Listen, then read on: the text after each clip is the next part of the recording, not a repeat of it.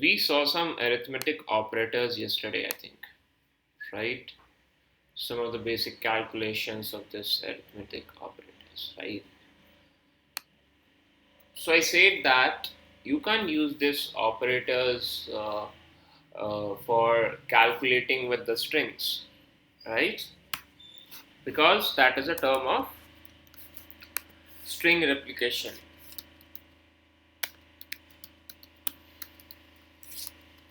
Replication, and that is like, let's say there you have a sample string up there, and you want to add it with 2. That will raise an error until and even your 2 is also not a category of a string, also not a data type of a string. But when multiplied, you can multiply it by 3 or like that. So let's just make a pattern here and then multiply it to get an output clear. So you will get the output like this, right? So replication is when only you can multiply it there.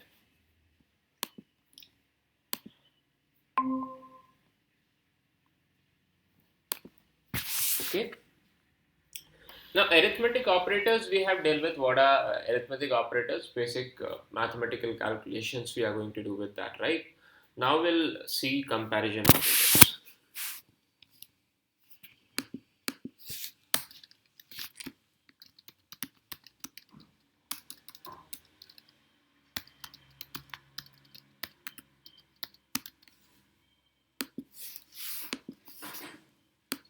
Okay. So basically comparison operators are used to compare up the values between can be two variables, can be two exactly the values, can be there, right? Just take it. Let's say mm, we want to compare whether 10 is greater than 5 or not. Okay, the very first sign whether this 10 is greater than 5 or not.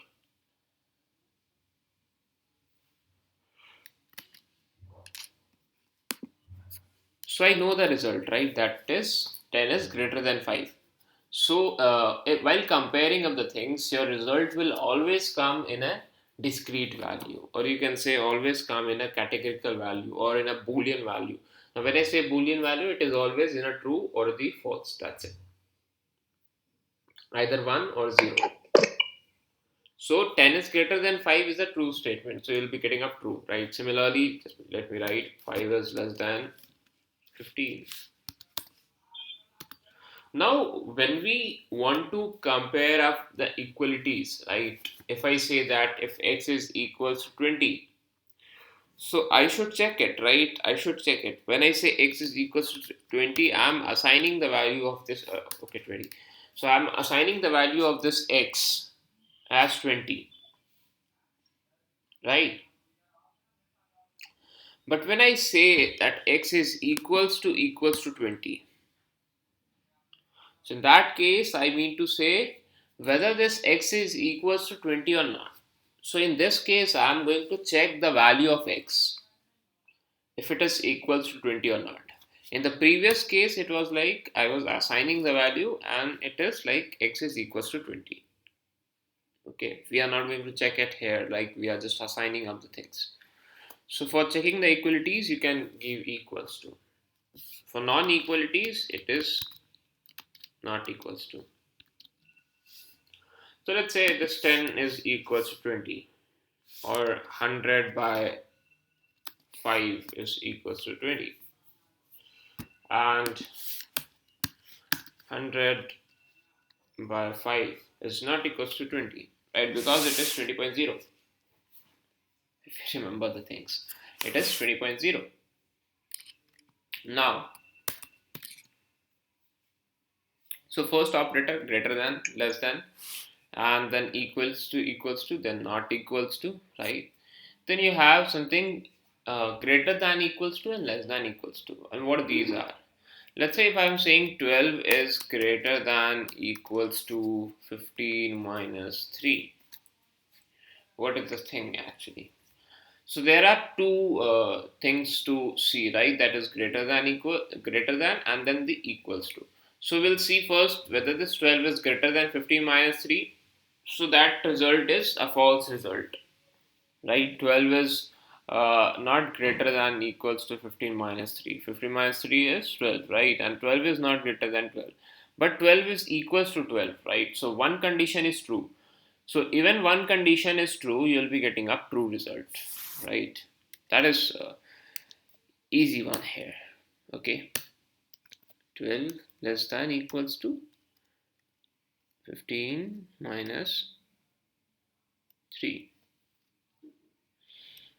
Well, we'll run this and the results are in front of you, right? TTT. Okay, so these are some of the comparison operators. Now, same to this, there are assignment operators, right? So in assignment operators,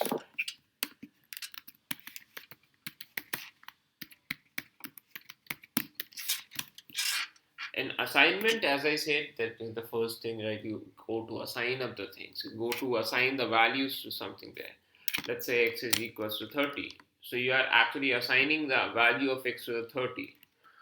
Now, let's say if I'm writing x is equals to x plus 30. X is equals to x plus 30. I'm writing the statement, right? So in case of writing x equals to x plus 30, what I can do? X plus equals to 30. That will give the same value, right? That will give the same value, that is x equals x plus 30. So what is the value of x now? It is from from previous statement, what you can see, x is 30, right? And you are adding 30 more to it, right? So what you'll get the value of x to be 60. Okay, now similarly do a minus operation. Just run this, you'll see some values.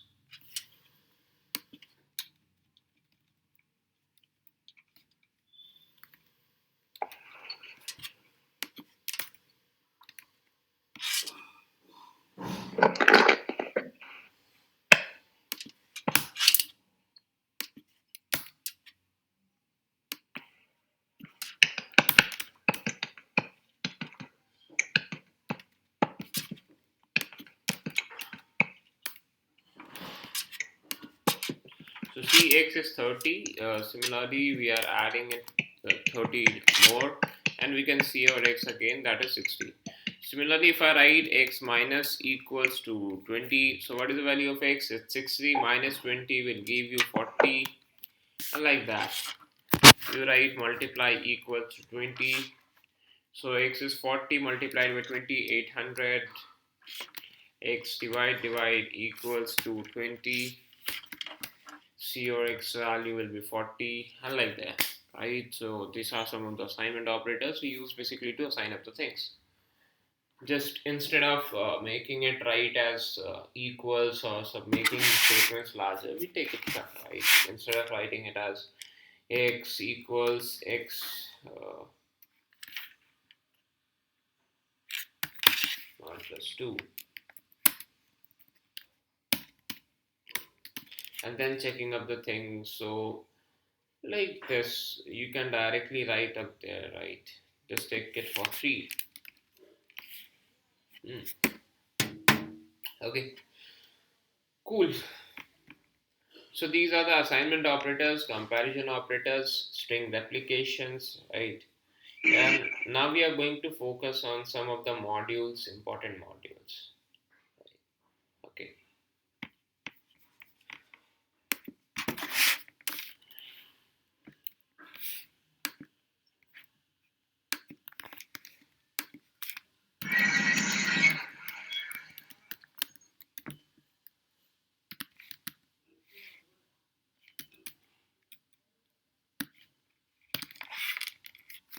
Modules and packages. Okay. Yes, yesterday we got any random numbers? Done. Okay. See, now all the mathematics can be done with the help of this arithmetic operators and all, right? But in case you want to find some mathematics in good speed, right? If you want to go with very good speed there, you have to use some of the packages and modules present there for our use. So one of them is for mathematics, it is math. So you can import math. Math have a lot of functions there to work. Now let's say you want to find a square root of any number. You have been asked to find a square root of any number. How will you do? So square root of any number is under root of whatever the it is. That is, if we just break it, and then what it is? The number to the power of 1 by half. You say number to the power of half, and that is number to the power of 0.5, right? So let's say we want the square root of 64.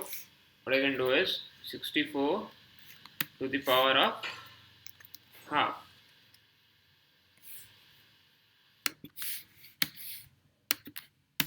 like this, right?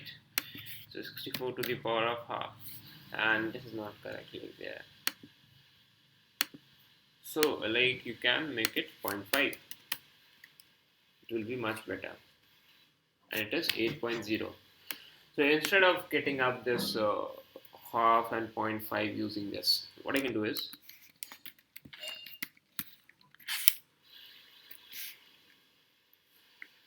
so directly math.sqrt of 64. It will give you the square root of 64. When you run this, and you will get the same output, right?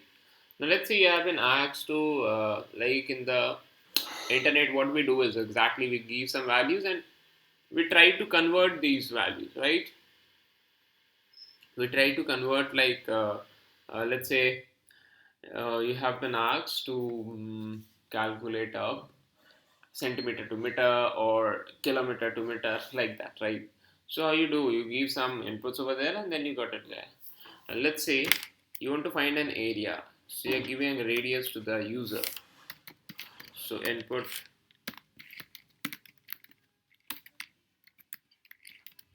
enter radius, ask the radius from the user and take that input in the float. So once the radius is done, and then print area with the radius, give a comma, write the radius. So area with the radius r is, again put a comma. Now what is the area of a circle? So it is pi r square. What is the value of pi? 3.14 something, like. So even if you don't remember, nothing to worry of. Just write math dot pi multiplied by r and the square of that. That's it. Very simple. Got it? So pi r and then the square, r square. It'll run this, enter your value of the radius, and immediately we'll be getting up the area. Okay. Now similarly, you can calculate the you can say area or like the length, breadth, and all these things.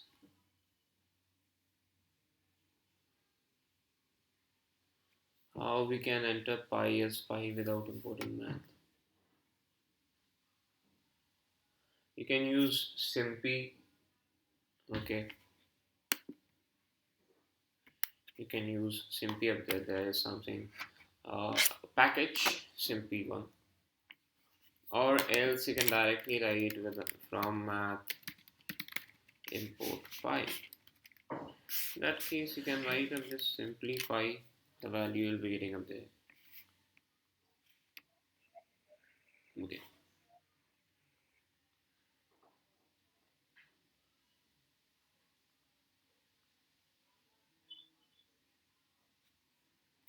Now, moving on. So I think this assignment operators and the comparison is clear. Okay. So we are going up.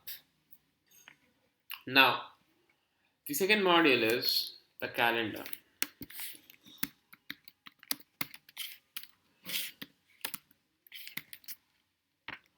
Now, this is not always the important one, but in various places you might be asked questions on this. Uh, like, what is current month going on? This is August, right? And the current year is 2020. So, like, if someone asks you, will you go and print this month calendar or print this month calendar as the program? So, quite easy, right? They have to import the calendar, and you want to only print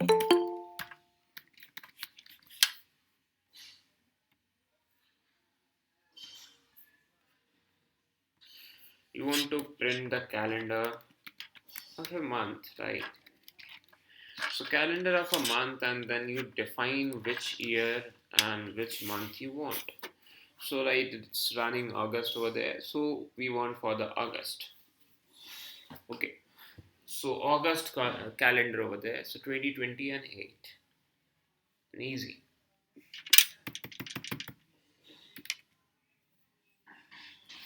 So this is your calendar, right? Now similarly, like if you are asked to print the calendar of a whole year, so in that case again it's simple, you just write calendar dot a whole calendar, right? You're not finding for a month, whole calendar of let's say for this year, or let's say for after 30 years, anything, run this, you'll be getting the output. So this is for calendar of 2050, right?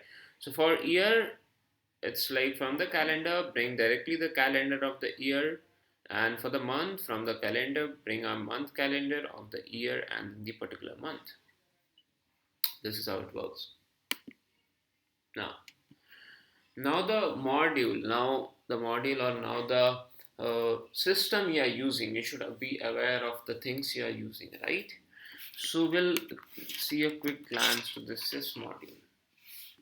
Let's say, let's just uh, which version of Python you are using, you want to see that. So import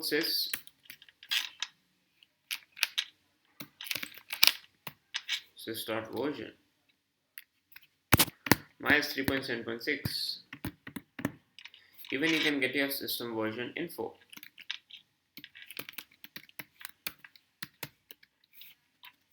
That's it. Now, whenever we say that there is integer, there is float, complex, string, these hold some spaces in memory. This holds some spaces in bytes. So, what exactly this tells? So, by default, what is by default? There is always. So, always the size of an integer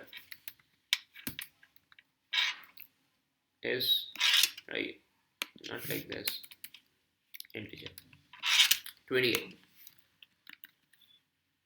Even if you make it like 28. Okay.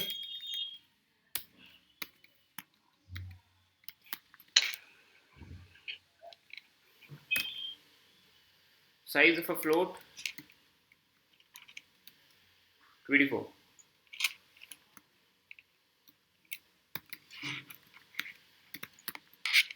Size of a complex 32. So these are some other size you need to do, like mug up there, right? So this is important because it can be as a painting there, like what is the size of an integer, what will be the size of an integer, like it can be there, what is the size of integer of 23, this, and what is the size of integer of 2, both will be 28 only, because the size of an integer is always 28, individual integer. And if there is a kind of a list or a tuple and you want to find the whole, then you should multiply it with by the length of them. That is very important, right? So many places questions are like this and students get confused, like 23,000 must be having more size. It is not there like that. All right, moving on. Hello, Yes. sir. So, is there any logic behind this? Like, why there is a difference between four size difference, bit size difference between an integer, any integer, and a float, and then again four size difference between. So, is it like uh, it'll be four difference only, or how? Is there any logic behind this, or is it that we have to just know this? That this is how it is. No, there is there might be some logic actually. We were also learned like that, like it's 28, 24, and 32. Well, I'll see, and I'll let you know. Okay, the logic, because I think personally there is something logic behind this. There is Because there. if suppose will be like 24 plus 34j Mm-hmm. or something of that kind, where there will be a combination of like a real number, a complex number.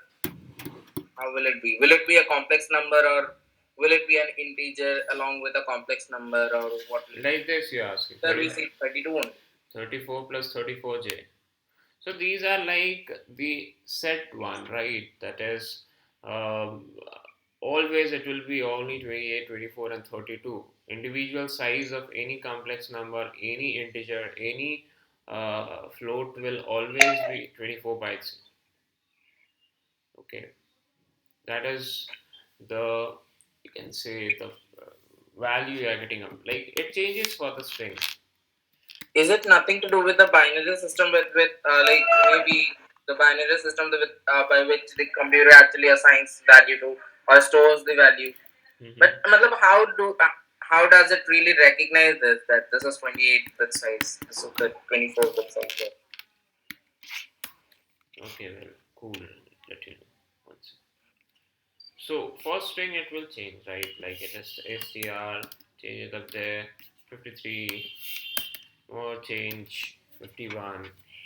So for string it change, alright, so we'll give you this module there. 1 minute.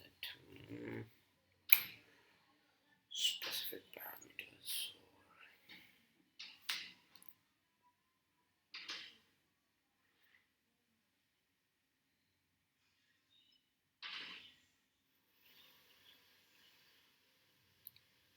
Get size of.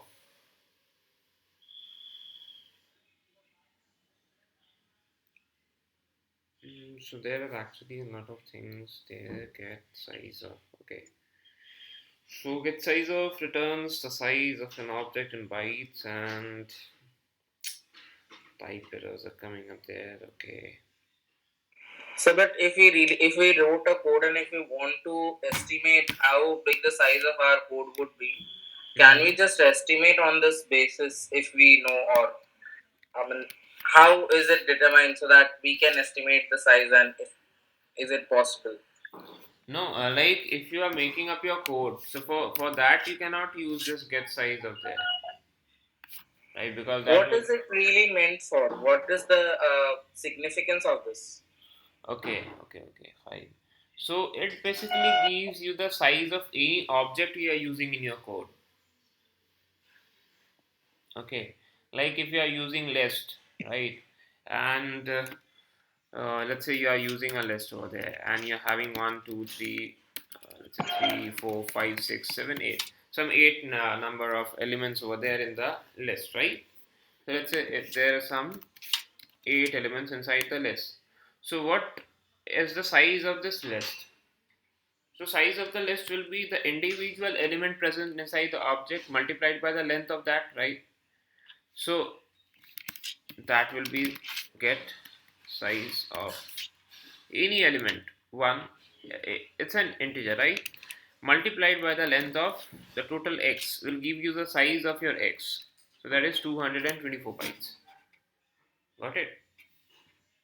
Okay, so this means if we write a code, we can possibly we can get the size of our code like Hmm. approximately. Hmm. Hmm. But Hmm. uh, if but then we'll have to manually enter and get to know like what is the length of each and every little integer or string that we have fed. Is there any possibly if we know the logic behind, then maybe we'll be able to calculate it manually instead of feeding the codes and getting to know. Okay, okay. 1 minute.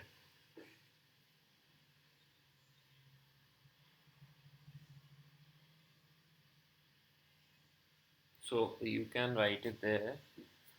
Hmm. So sys dot get size actually works, but still, if you want directly to be written up there, then in that case you can write this. Hmm. Sys dot get size will work with that. Hmm. You can apply for there, or for finding of a less than or we generally use this let size. Cool. Let's take it to be. So, like, what size you want to find? Just let me No, know. I just wanted to know the logic how the computer is actually assigning, so that if we write a code, we can manually on pen and paper also we can design. Okay, this is the length of our code, so this is the size that it will be acquiring in our disk. Possibly because whenever in biology we use any kind of a code, that is we need to be very much concise and precise so that it doesn't really hamper our size, because size is really important. When Hmm. we read a code in biology, it's like really long. Any of the software if you manipulate, we have to make sure that the size isn't getting altered too much. So for that I just wanted to know if we can just, is there any logic behind that, because No, the data that we have see, is in there GB. are different things. If we just focus on that, see, if we see for the get size of and size of, because there are two modules for this. If we just see for help of this sys,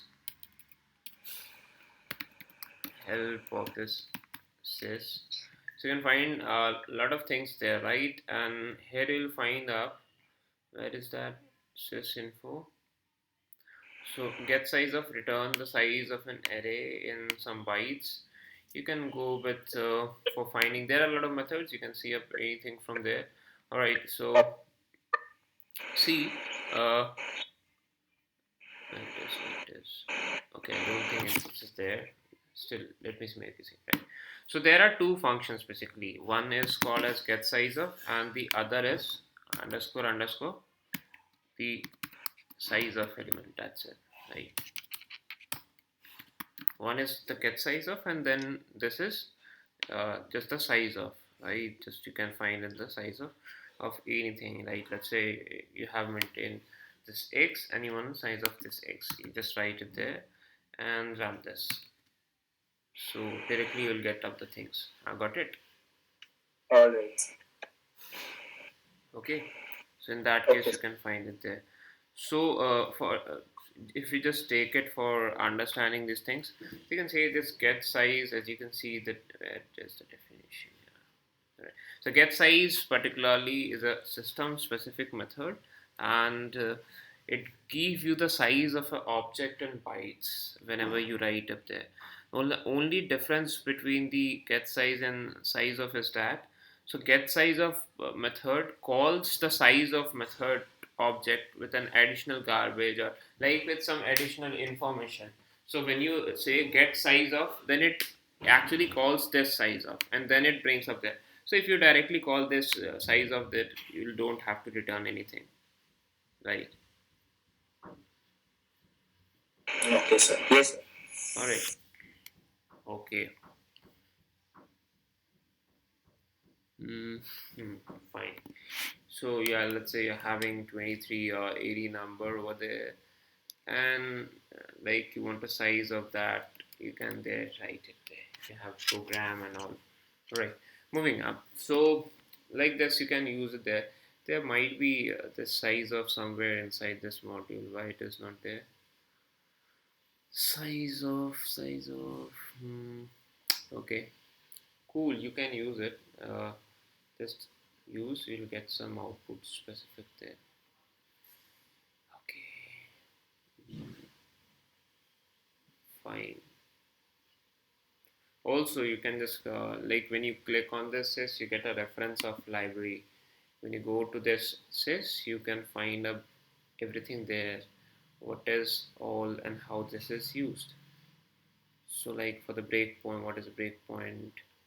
If you have written a program, how to manage up the memory and all.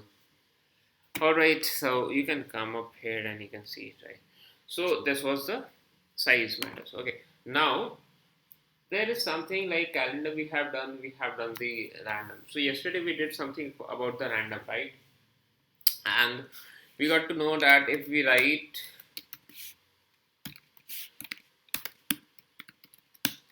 x equals random dot random of some numbers, right? So we just write up random dot random of say any some numbers and we print that uh, just x. So you get any random number over there every time, a new random number, right? So every time it will not be a new random number, right? Because a random can be duplicate, as I said yesterday too, right? So random numbers can be duplicate also, right? Once if it has came, then again it could also come, right? It is not like only some unique numbers will be coming every time. Okay, so this is important for the random things. Now, what I can do with this, right? Let me see if I did this. Hmm. So what you can do with this, you can apply some printing methods, right? You can write it as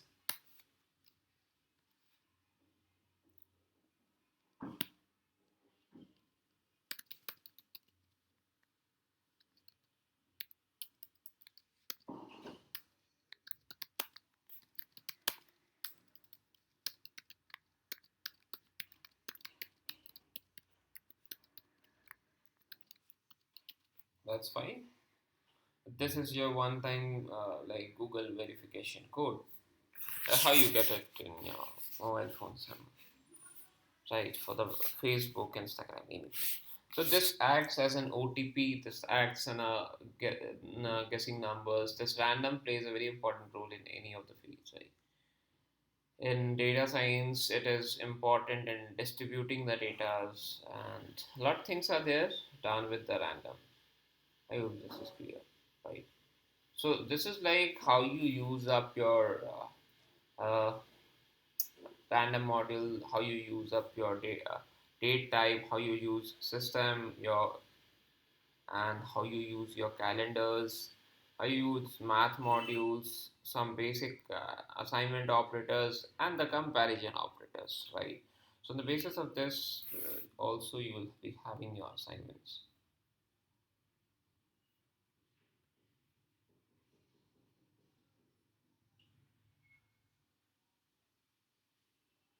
Where is your folder at? Mm.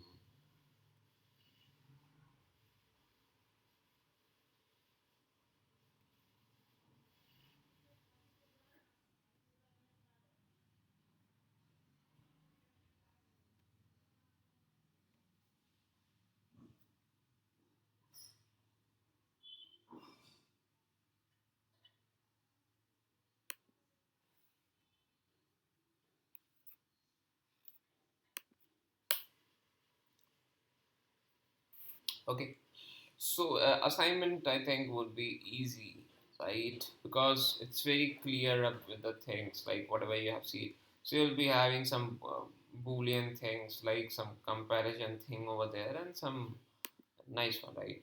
Going ahead, all right. Hmm. So assignment complete, comparison complete, and all this complete. Now our next operator is the membership operator. Let's take it there.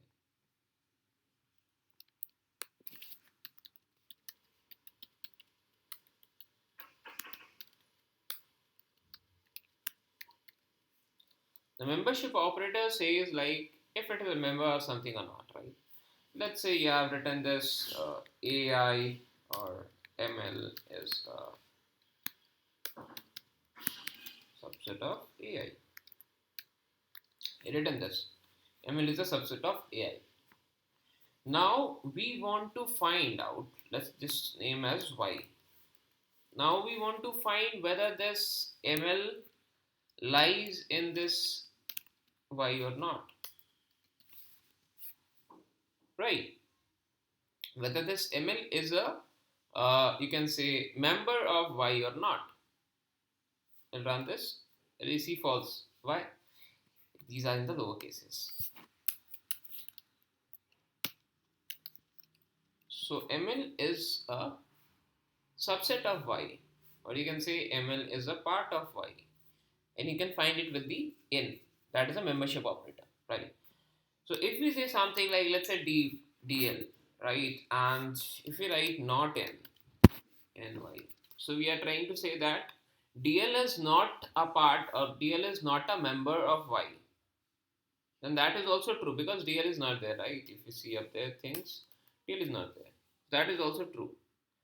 So when you write a true statement, you'll always get a true result. Okay, moving up. So this is membership operator. I hope this is clear. Now we have some logical operators. The logical operators are used up there where you find up logics. Very nice, right? And this is basically of three kinds. Some true, uh, you can say and, or, and not. Okay, and how these are calculated up, right? This gives you value of true and false only, right? But how?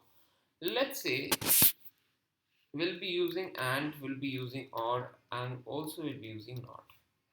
Now where these are used and how these give some respective outputs. Let's say that you have a true statement and you have a false statement. So whenever you apply and between a true and a false statement, your result will always be false.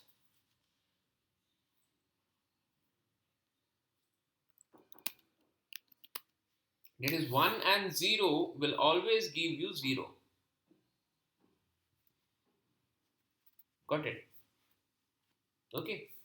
But in case if I am saying that this is a false statement and this is also a false statement, in that case also you will be getting false.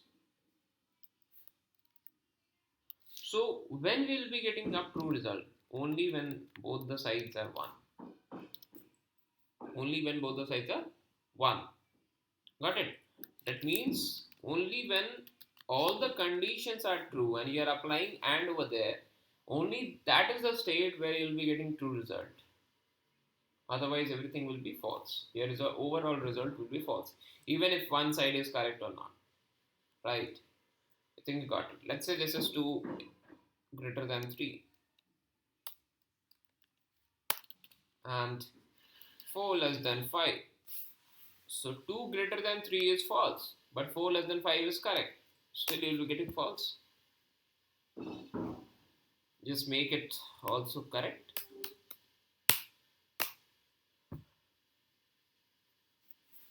And so the outcome you can see there. Right? Similarly, there is OR. Now OR is like, if you write as 1 and 2, 1 and 0 like this,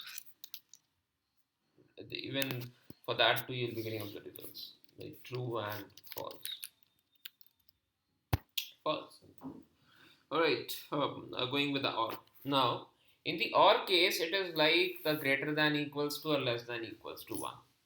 If any case is true, you'll be getting the true results. And that is a nice case, right? If you're having 1 and using OR and using 0, in that case, you'll be getting 1. So you have 1 or 1, 1, 0 or 1, 1. So 0 or 0 will be giving you 0. So what is the difference between the true statements and all? Like in the 1 and 0, you will be getting 0. In the 0 and 0, you will be getting 0. In the 1, 0, and 1, you'll be getting 1. Sorry, you'll be getting 0. And the 1 and 1, only you'll be getting the true results. See. But in case of this, 1 and 1, 1 and 0, 0 and 1, 0 and 0. So that is the only thing, right? So in the truth statement, that is true or false. So true and false. So and will only give you true only and only if all the conditions are true and you are applying and there. And in the false, any if the or in the or any if one of the condition even it is true, you'll be getting up your results, right? So what does not of this all do? So not of 1 is false, right? If it is not of true, we'll just write it for that. So not of true will give you false, and similarly not of false will give you true. Exactly, right? So if you write it like not of true, what is the result? So first not of true is false. The not of false is true. The not of true is false. Ultimately you get false there. This is how it works. Very clear, right? So this is for the logical one, right? You use up the things. I think this is 1 0 is quite easy with you. Okay. So AND stands for this multiplication basically, and thus OR for the addition. If you see the logic, right, it is 1 multiplied by 0. Always will give you 0. 1 0 multiplied by 1 going to give you always 0. 0 multiplied by 0 always 0. Only if both sides are 1 then it is 5. The corresponding results you are getting up there 0 0 0 1 0 0 0 1. In this case it is like 1 plus 0 or 0 0 plus 1,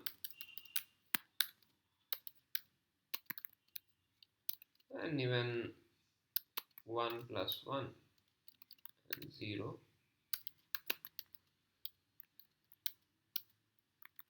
plus 0. Hmm? You're still getting up the positive results over there, right? So 1 plus 0, 0 plus 1, 0 plus 0, or 1 plus 1 will definitely give you 2 up there, but that is like it's a positive result we are getting it. Right. I think you got it. Okay. Cool. So membership operators complete, logical operators complete, uh, assignment operators complete, boolean operators. Okay, just let me just delete it now. It will take a lot of space. For sys module complete, calendar complete, modules, basic packages complete. Math will be seeing up in detail. Okay, and assignment and comparison complete. That is your assignment is particularly based on this one, right? Okay, getting up now. The next thing what we'll be looking up for there will be conditional statements. Okay, the conditional statements is like where you have more than one choice, where you get more than one choice to go on, like for either on one side or in left side. So in Python you have some three states, right, to go anywhere. So you have either you go on the if side, either you go on the else if side, or either you go on the else side. So if you don't want to go on the if and elif side, you will definitely have to go on the else side, right? So one side is compulsory if you are using the conditions. Right? You have to go up there. This how condition works. We'll also see that, right? Just see your assignments there.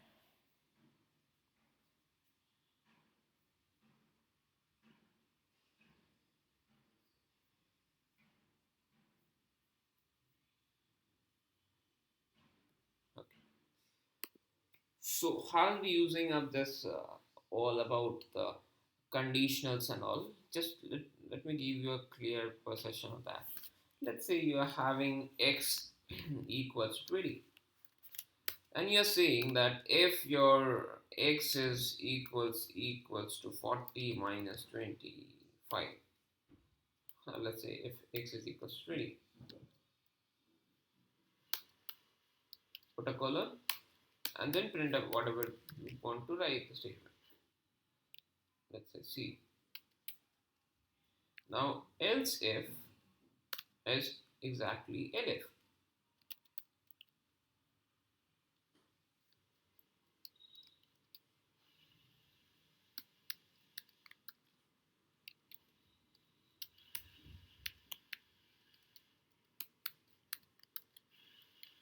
Now what are these things, right?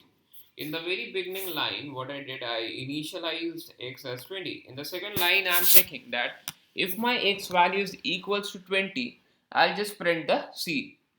Now, if it is not 20, I'll look over that. If it is equals to 30, now if it is equals to 30, I'll print D. Now, if the x value is not even 20, not even 30, then I ultimately have to go with the else statement. I have no choice. I'll have to go with the else one to print out something, that is E. Okay, so this is how your conditions work. First, you go and check in your if, right? If your condition is being satisfied over there.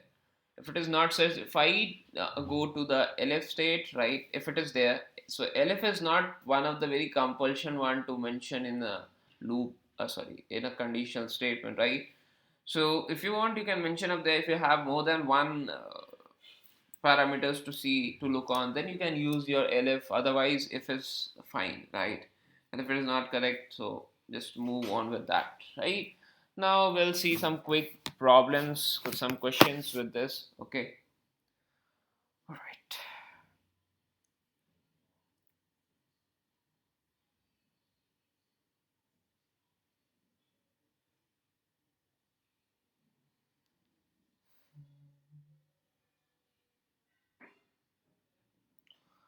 Yeah, also one more thing. This is on this, you'll be getting E up there, right? Because x is not even equals to 20, not even equals 30, right? Because x is an integer, I'm taking a for a string value. So you have seen this integer function, you have seen this float function, you have seen the complex function, you have seen the random function and all. Now what is all about this boolean? What is this boolean? So if you write a value of inside a boolean, so you'll get 1. What is a boolean of 1? That is true. By default, every time you will be getting a false up there. Okay. So boolean is something which gives you result as a true or false. Right? So all the numbers is true except the 0. Right? Every time except the 0, you'll be getting every number as true whenever you search for the boolean of that. And empty strings are always false. That is to be remembered. When you see the boolean of anything, right? If you don't write anything up there, you'll get a false result, like you saw this some seconds ago, right? If you just say a bool of anything, that will be a false result until and unless you specified anything. So let's say str, true result. So that is like an empty will give you a false result. That is, there should be null.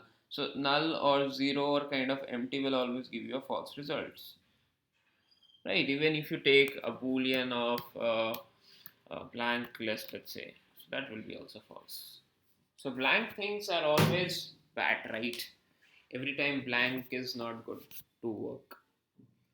All right. And length and all, you, I think you all know how length and this works. That is to find out the number of elements you can use this length. Okay.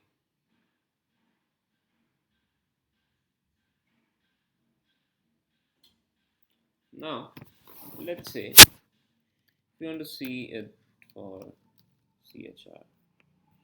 So what this chr does, it returns a Unicode string of a character with an ordinal number, right? Ordinal is your ASCII code, right? So let's just say that CHR of 97. This is A. This is A. Now, if we see the ordinal of A, I think 90 or something, 97, right? So you can see the things. So if you want the ASCII codes, if you know the ASCII codes, you can directly print up the thing and you can get up the alphabet or the thing over there, right? So it represents you the Unicode of the characters you are using. Okay. So let's say if I'm writing as CHR of what is it? 23 what is it? 20049 I think. Mm, yes, like that, right? And if you want the ordinal of this,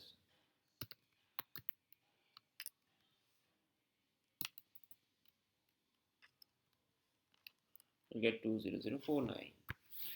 Like what is the ordinal of this?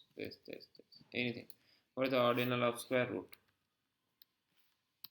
I think in Windows it is not even like given up there. We just write up the square roots and all.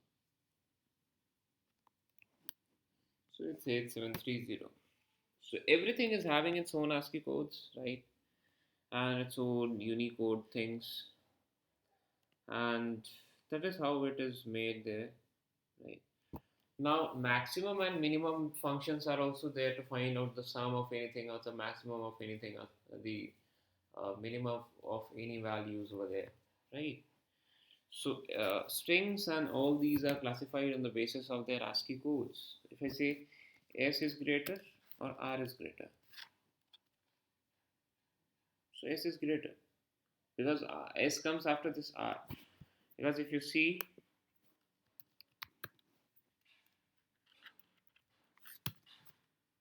on the basis of the